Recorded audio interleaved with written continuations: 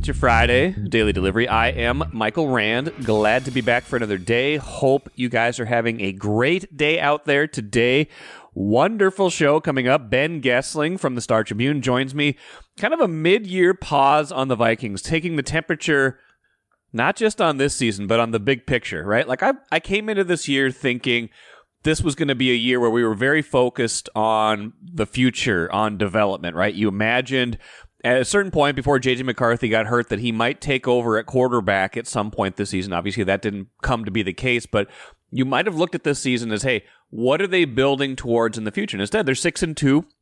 Really good chance to make the playoffs, right? Their schedule is favorable coming up. Looking at ESPN's Football Power Index, they're projected to win like 11 games, which would be 5-4 over the last 9. That feels very doable, especially with the 6 games they have coming up next on their schedule. Like Jacksonville, Tennessee, Arizona, Atlanta. Those will be tougher games, but those are home games. Chicago twice. So, winning those games, certainly possible, certainly plausible for the Vikings. We'll see where that all ends up, but I'm interested to see how that works out for them, but feel like that's definitely within their grasp. So, but Ben and I wanted to talk about future. We kind of lost track of the future at some point this season because they've been so good. So Ben and I taking a pause to talk about what does the cap look like? What does the draft capital look like? What's the long-term vision for this franchise in 2025 and beyond? So that'll be a little later on. So look at the Wild. They won again,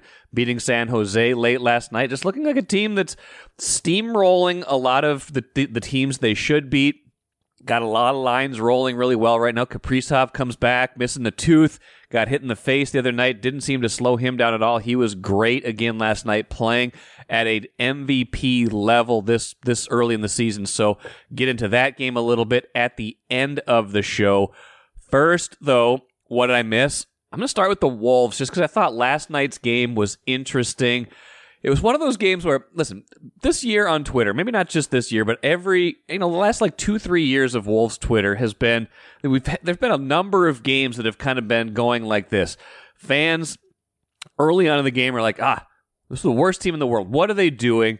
Everything is broken. So-and-so is terrible. This has to get fixed. Not the team I thought they were. Defense, blah, blah, blah.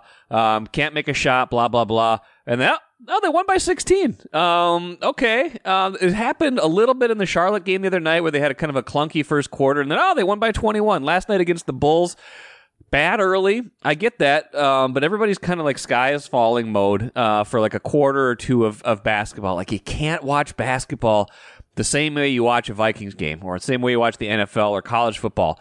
Those games mean so much more. There's a lot more at stake. You can draw some more conclusions from a 2 or 3 game sample than you can the NBA. So I think it's just kind of funny to watch Twitter while you're watching a Wolves game because the sky is always falling until it's not. Now, last night, there was some reality to it. They did not look good against the Bulls. Anthony Edwards called them out after the game saying, hey, if we think we're this team that can just expect to walk in and win, we're not that team. We've been to the conference finals once. That's who we are. We haven't proven anything yet. I think that was a great answer from Ant to that question. Chris Finch kind of got after him a little bit early, saying, hey, they didn't really follow the game plan early. The big difference right now so far to pull them out of a lot of these early holes in games or to kind of get them right has been Anthony Edwards. And it's been a real identity shift for him early on in the season. He's been extremely efficient this year where he hasn't been in past years.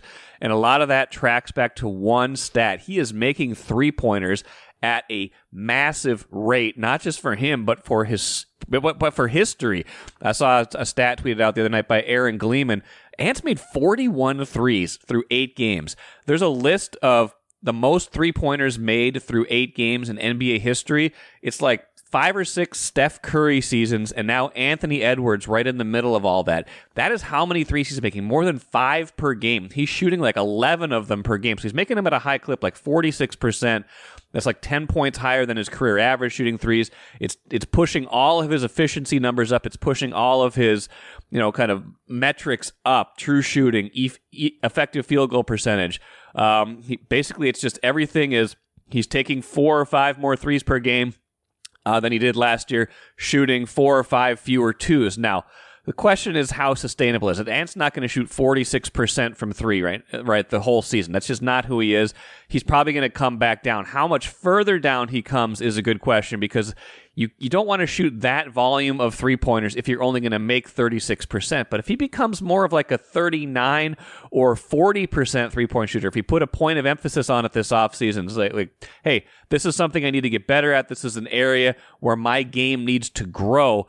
Then maybe you can live with it. Kind of like a marriage of what the Wolves want and the evolution of Edwards' game. Now, you still want to see him attacking the rim, especially on those games where the threes aren't falling. He's going to have those 2 for 10 games sometimes where the threes aren't falling. Hasn't had a lot of them lately, but if the threes aren't falling, he's got to be able to exploit those other parts of his game. But right now, he is on a three-point heater, which means he is being extremely efficient right now, which means he is the kind of guy where you can kind of ride that momentum.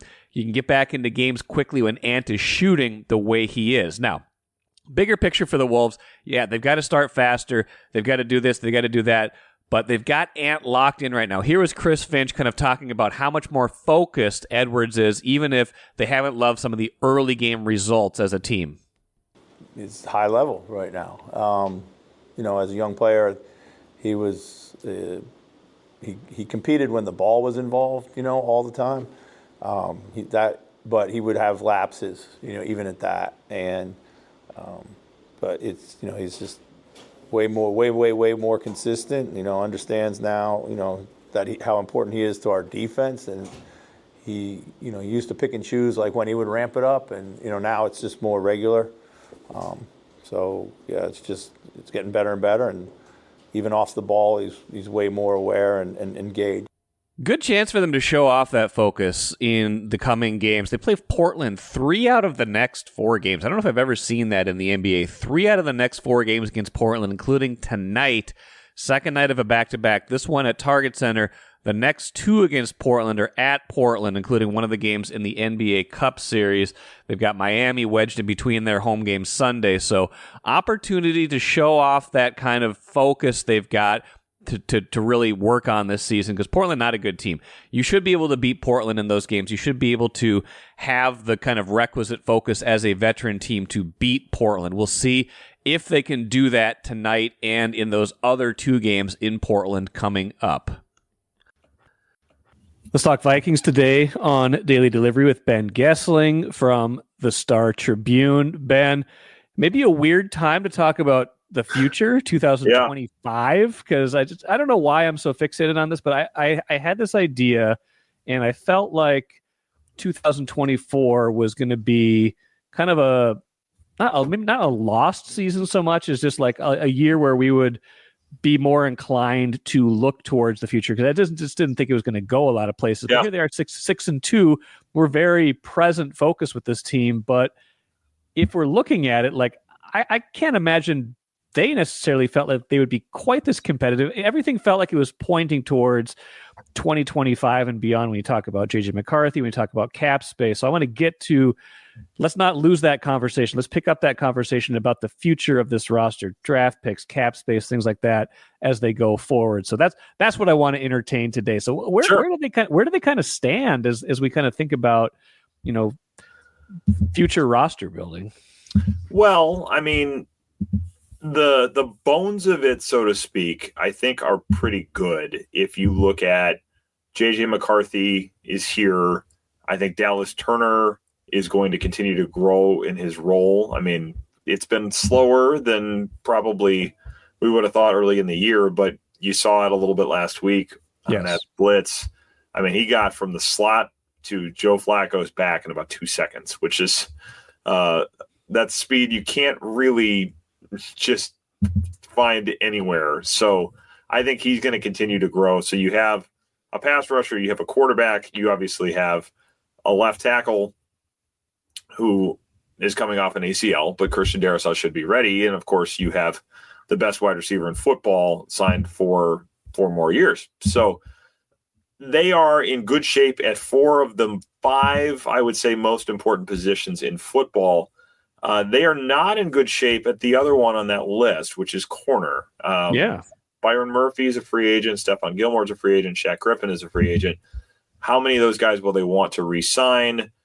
Griffin and Gilmore, of course, are their ages start with a 3, or at least are going to be starting with a 3 in 2025, I think, in Griffin's case. So do you go down that road again? Do you look for someone younger? Do you try to draft one, knowing that that's going to be a little bit of a development curve? Right. Yeah, all of that stuff is, I think, in the discussion. And when you look at what they have a lot of cap space for the first time in a long time. They did okay with it this year, obviously, but they are currently slated, I think, to be in the neighborhood of $75 million next year. So they're going to have some real money to spend on the open market for the first time in a very long time. And in the draft, they are probably in a sparser position than they've been in a long time. They have 3 picks, first and 2 fifths. Probably will get a third for Kirk Cousins, who is not coincidentally part of the reason they have cap space, because he is no longer here. And, maybe they'll try to do a few other things to get picks, but they aren't going to have a lot of top 100 draft capital again. And it's really going to be the one, and maybe you trade back from there or see what else you can drum up. But they are probably going to have to be pretty strong once again in free agency, because they just don't have a great way to get a lot of cheap young players. And I do think that is going to be something that they have to think about pretty seriously at some point here. I mean, how much do you say we have to go get middle class type players or younger controllable players to fill this thing out? They're going to have space, but you can eat through that pretty quickly if you say, well, okay, we want a corner, we want a defensive tackle maybe that is going to provide some pass rush. Other things will come up. Running back probably comes up again. If they want to have a backup quarterback that costs a little bit, that's going to be a need. Do they want another option in the middle of their offensive line? I mean, there are enough needs that you can eat through a lot of that, I think, pretty quickly if you fill them all in free agency. So the ability to find cheap solutions in some of these spots is going to be, I think, certainly on the to-do list here going forward. Now, their cap space should be pretty good next year, the year after. Yeah. The draft stuff gets a little bit better by 2026 also, because I know that this year they dealt what could become a 4th, and then they swapped 2026 picks to get Cam Akers, but they should have all of their premium picks in 26. So you could imagine if they felt like they had a need in 2025, you could imagine trading a 2026 to get something in 2025. If you get to the draft and you're like, I got to have this guy at like 45, you could deal a second and a something next year or something like that to get that from 2026. But you can't keep borrowing forever, right? Like it's interesting, like a team that has been in this kind of competitive rebuild mode. And I know they're trying to not talk about that anymore. I know we're not trying to talk about that, Kwesi, but if you've been in that mode,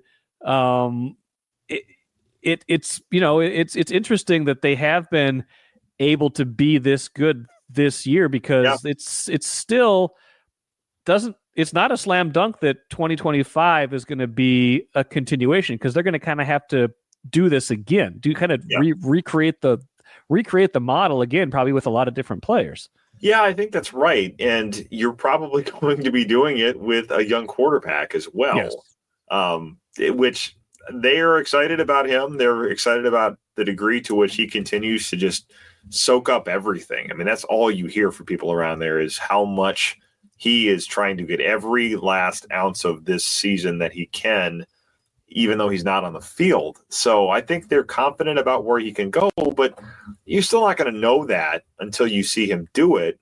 You're not going to know that with any certainty, I think, until he goes out there and plays and does the real thing in the regular season. So, yes, you are going to have a lot of this same endeavor once again, where you are trying to find pieces on defense, probably a corner or two, maybe a safety. I'm interested to see where the Cam Bynum discussion goes. Yeah. They have not signed him yet. I would think they'd want to. There are moments where he has, I think, had lapses in coverage. He also makes a lot of plays, and I think he's been available to them a lot. I mean, he's played a lot of snaps. He stays on the field about as well as anybody they have. So that's going to be an interesting one to watch. I would think they'd try to sign him, but that'll cost some money as well. They are just going to be in this boat where you're trying to fill a couple of pretty expensive spots in free agency, especially that corner spot. I think you can do it. They'll have the money to do it. But like I say, there has to be kind of this path towards sustainability here at some point. And the long-term hit rate is going to be at your best if you are drafting well and can keep those guys around for a long time. And they haven't had much to show for their drafts. They still don't have much to show for their drafts in terms of contributions to this year's team. And I think that at some point is going to have to get better, or it's going to be hard to do, because they have had a lot of hits in free agency this year. I mean, you go down the line, they've had a lot of hits, and it's been a lot of players on one-year deals. It's been a lot of players, especially on the defensive side of the ball, that they said, this is a fit for us, and this can fit what we want to do. And they were right on Blake Cashman, on Jonathan Grenard, Andrew Van Ginkel. I mean, all three of those signings have been spectacular, I think. And they're all signed through next year too. They're all signed, yes. They were right on Gilmore for this year, I think. Yeah. They've been right on Griffin. I mean, those guys are not probably world beaters, but they have been the best, or at least most consistent corners they've had in quite a while, and they fit with what they're doing.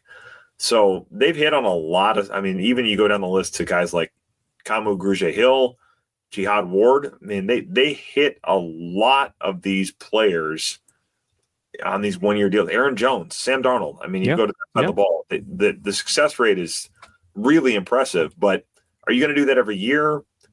I don't know. I don't think that's a way you want to try to live, and I don't think it's the way they're going to try to live, but they are probably in a spot where a little bit of that comes in, which is where this whole discussion of where is this going is, I think, relevant, because you have a coach and a GM, and as I understand it, an offensive and defensive coordinator who are all entering the last years of their contracts next year. That won't stay that way. I mean, that'll get done. That'll get fixed. But I would expect that this idea of the expectation of being competitive every year is not going anywhere. I don't think anybody's going to say, hey, let's take this step back and have the big rebuild year. I mean, there's really no point in doing that at this point. But it does make it so that you have to replenish this thing and have some draft picks to do it probably in 26, because they aren't going to really be there in 25. Well, and it's interesting too. Like I think they believe in this ability to do it, because, a number of people have asked this kind of question to this degree, but I remember asking O'Connell this a few weeks ago, just like, I didn't think you guys are going to be very good. Like we all were kind of like 7 to 9 wins, like, maybe even on the high end, maybe. And all of a sudden here they're 6-2. Like, what did they see in themselves that we were missing? So maybe internal expectations were higher. Maybe they're not sweating this like I am for 2025 either. They must think they can do this again. Well, I think they feel like they're good at a few things, especially like uniquely good at a few things. I think they feel like they've done a good job, especially of finding defensive players that fit.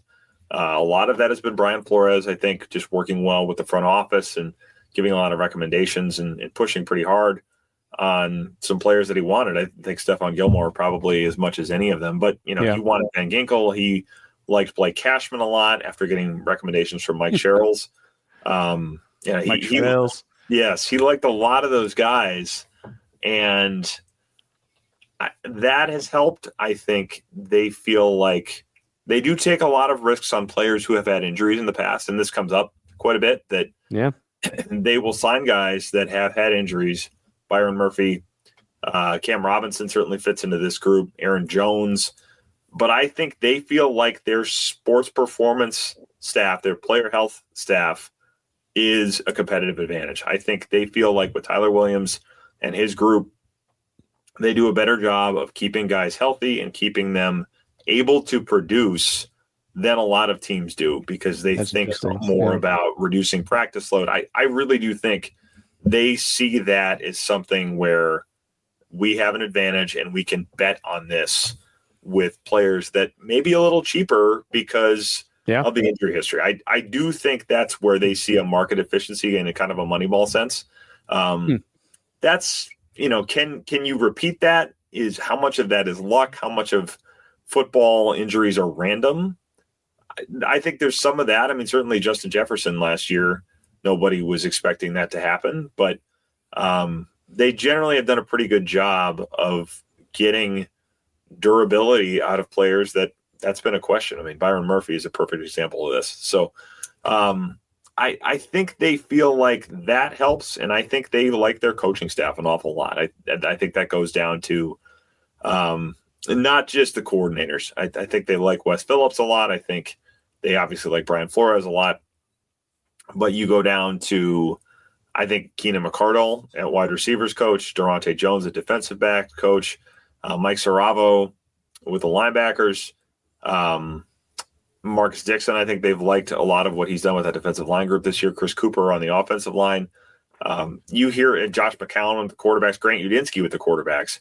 They have a lot of coaches that I think they are pretty high on, that they feel like, add value to the way these players produce. So I think a lot of that approach you kind of meld together. And they also, I think, just think very highly of Kevin O'Connell and the job he does kind of managing the whole thing, keeping a culture that people want to be a part of, keeping things where you get defensive players that are pretty selfless and aren't that concerned about individual stats. I think there's a belief internally, and we'll see how much of this is well-founded over the years, but that they can kind of live in this type of world maybe a little longer than other teams would because of those advantages they feel like they have with their coaches. None of this, of course, matters if the quarterback doesn't play well or if they don't have some quarterback that doesn't play well. I mean, they got a hit on McCarthy, and all indications were that they were trending that way before he got hurt. So I think they still have to feel good about that. The interesting thing is, like, at the beginning of the year, we were like, well, whoa, like Sam Darnold's doing pretty good. Like, and I think he still is. Like, I'm like tempted. I'm like one really good Sam Darnold game away from like envisioning like a blog post that's like Sam Darnold's not having a good year, Sam Darnold's having a great year. Like, you look at like some of his like numbers and it's like pretty upper good, half, like top 5, like big time throws. Like, the turnover worthy plays aren't as high as you might think they are. Like, he's, depth of target. Like, he's making a lot of expectation. He's second in the league. He's making a lot of like big plays. Yeah, he's given it up a few times, a lot more lately. And we talked about that on Access Vikings this week, just like the push pull between there. But like the problem always is going to be like, if Sam Darnold has the kind of year that's going to get them to the playoffs, like, unless he wins the Super Bowl, he's going to price himself out of any realistic chance of coming back here, right? What he's going to do is become their next third round compensatory pick, I think.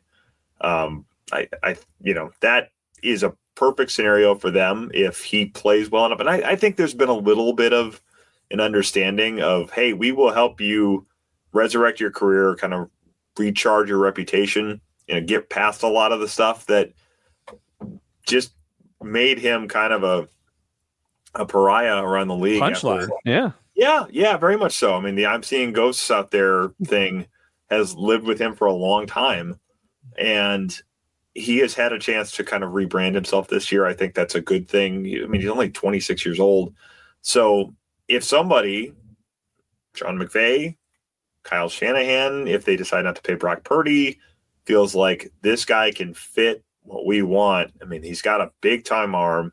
He's got a lot of mobility. He had some fun this week with people talking about his sneaky mobility, and he's like, sneaky mobility? I didn't know that I was being underrated that way. And we can have some fun about what that typically means for athletes. But there's a lot there. And if he continues to get better with his decision making, I could see somebody saying, yes, this is our guy. We are going to pay him big money to come in and be the guy. Even, there's a lot of teams, a lot of places where he would fit. And Miami even maybe could make some sense, depending on what happens with Tua. I just think of places where the scheme is similar. I think he'll have a market, which means he'd be expensive, which means you probably move on unless he wins the Super Bowl, like you say. But Right. I do think J.J. McCarthy is going to play. I think they have thought that would be the case for next year. I think they still are very optimistic about where he's going to be when he comes back from this knee. And they are very excited. I know a lot of the thought process with Cousins was getting these surplus years where you have a quarterback that's not costing you very much money. Yeah. There's a lot of organizational excitement about that. And I really think that is going to win out in terms of what they do next year. They're still, like you said, they're going to need like maybe someone above your Nick Mullins backup, you would think. So that's going to eat in the cap a little bit too, whoever that is. But yeah. And again, I don't know why I decided that now has to be the time for them thinking about 2025. I thought I would be thinking a lot more about 2025 at this point in the year, and I just haven't been. Well, I mean, it's a natural time to do it. We're halfway home, essentially. Yeah, we don't really have a halfway point anymore. There's no halfway. Yeah, halftime of Sunday's game. We'll do this halftime in Jacksonville on Sunday. Yes. That'll be the exact halfway point. But right, we're close enough. In the old world, before they added a 17th game, right, we are here, and we can wait till they add an 18th game in a couple of years. We'll just do this in a week. Yeah, when we're at 9. But yeah, they're 6-2, and this is the part of the schedule that should be pretty inviting. I mean, they're probably not getting Trevor Lawrence on Sunday. That's a team they should beat with or without him. Tennessee is bad. The Bears look like they're kind of in a free fall. Tennessee could be week 3 in a row of backup quarterbacks because Will Levis is not healthy right now, right? No, I don't think he play Mason Rudolph. Yeah, and even if Will Levis is healthy, I don't think they're going to be terribly worried about that. So you have those 3, and then it's Arizona, who I think they should beat. It's back here, Yep, and then it's the big Kirk Cousins reunion game. That's probably the toughest one in there, but we've seen this defense practice against Kirk Cousins in the past, and he typically has not handled it very well. And I would imagine he's pretty charged up for that game, which typically doesn't play in his favor. Then it's the Bears after that at home. So it's a really inviting stretch of this thing here. So if they win enough of those, then you're talking. I think Suhan wrote about this week that 13 wins is not crazy to talk about when you sit and look at how this schedule stacks up. They're not going to entertain that stuff, at least publicly. But I do think the way this has gone does change the expectation, does change the thinking, because they're still one game out of the top spot in the NFC. Yep. And if they keep pace with the Lions the rest of the way, they are playing for an NFC North title. I don't know where it'll be in the NFC at that point. That'll depend on how Washington goes and, how everything else shakes out there. But if they keep pace with the Lions, they are playing for the NFC North title in Detroit week 18. So there's a lot to be still thinking about this year, because there's still a lot that they could accomplish. Yeah. It's a fascinating time for the Vikings, and you're right. I mean, even if they just went like 4-2 in the next 6 games, which is not, they got to win the game still. It's not just like anyone's going to hand it to them, but like when you lay it out there like that, even if they went 4-2, entirely reasonable, they'd be 10-4 at that point. And that's, you're almost certainly in the playoffs at that point when you're 10-4. I would say, so. Yeah. And then the last 3 are tougher. It's at Seattle, Packers at home, at Detroit.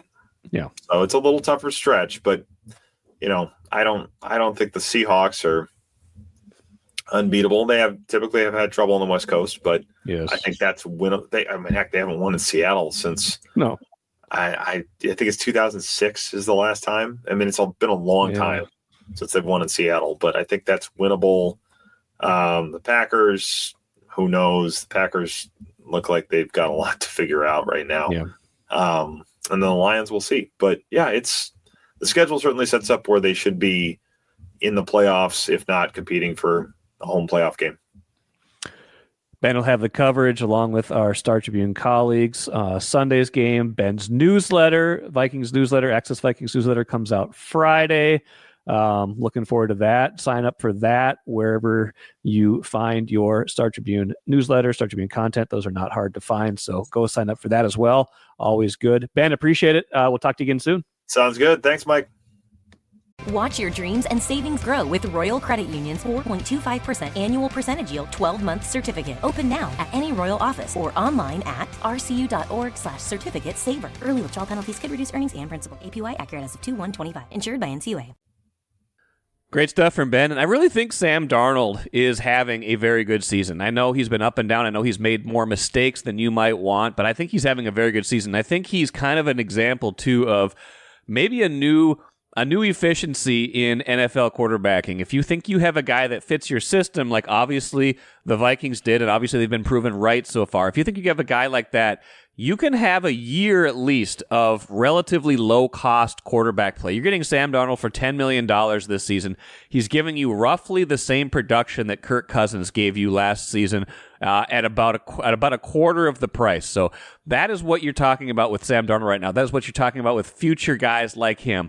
You saw Baker Mayfield do it. Now he's on a big contract now, but that first year at Tampa Bay, he was doing it. Geno Smith, same thing. You can get it for 1 year, especially if you're on a 1-year deal, but then you got to pay for it. I don't think the Vikings are going to pay for it next year because they have the succession plan in place, but will teams start seeking out this market efficiency, the 1-year reclamation project quarterback where you can get through, where there's a guy that has some upside, that has some value, that maybe wasn't in the right system before, that then you can bring in and then becomes kind of at least a mid-level starter for that year. That's an efficiency, because instead of signing these guys to multi-year big contracts to give you roughly the same production, you can get that if you strike it in the right way, as the Vikings have so far this season with Sam Darnold. Let's finish with the cooler. The Wild, again last night, they scored 5 goals. They had 2 of them waved off, but still scored 5 real ones to beat San Jose 5-2. Kirill Kaprizov, a 3-point game. Like I said at the beginning, they're just getting production up and down the lineup. Marc-Andre Fleury, another good game in net. You cannot undervalue the goaltending they're getting so far this season in almost every game from Fleury, and specifically more often Philip Gustafsson. Just a team that's really rolling right now. You look at them, they're playing fast, they're playing confident. It's not like they're trying to just grind these things out, win 3-2, 2-1. They're skating. They're playing an up-and-down style that's been a lot of fun to watch. See if they can continue it. But the more they kind of grow this sample, you can't just say anymore, can they keep it going? Like they're getting to be 10, 15 games into the season now. The way they're playing, that's a sustainable model. You can play fast. You're getting a lot of production. As long as they stay reasonably healthy, they might prove to be a much better team than I thought they would be. Certainly did it again last night against San Jose. That will do it for me today. Tons of stuff this weekend. Might do a special episode Sunday off the Vikings game because we got that regular noon start. It's been kind of a weird schedule lately, but a lot of night games lately. Had the bye week, night game. So we will get back into that here pretty soon. Hopefully have that for you Sunday. Royce on Monday. I'm sure we'll talk Vikings, Gopher football, trying to make it 5 in a row at Rutgers. A couple Wolves games, Wild, everything going on. Until then, I am Michael Rand. Have a great rest of your Friday. Back at it again later.